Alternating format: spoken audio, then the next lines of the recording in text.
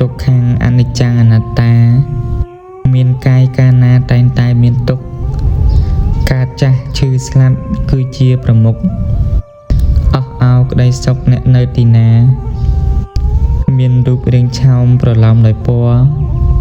សម្បុរបវរសែនល្អអស្ចារ្យហេតុអ្វីជាកូនរស់ឥតមេបាកំព្រាឯកាគ្មានអ្នកពំនឹងមានឪអត់ម៉ែនៅថែរក្សាដួងចិត្តខ្លោចផ្សាគ្មានសោះពំនឹងប្រៀបដូចតារារស់សែនឆ្ងាយម្លឹង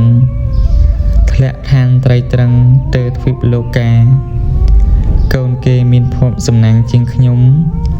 គេបានជួបជុំរស់ដោយសុខាមានដែរឪពុកតែខ្វះបិតា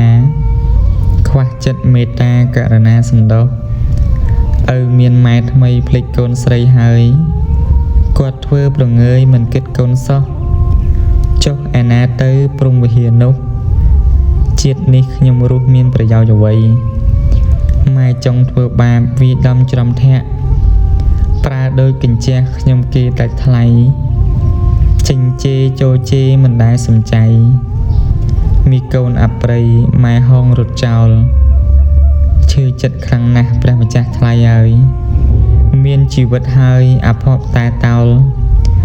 មានម៉ែឪដែរតែគ្មានស្រមោលម្ដាយចុងកំរោលគ្មានដឹងខុសត្រូវ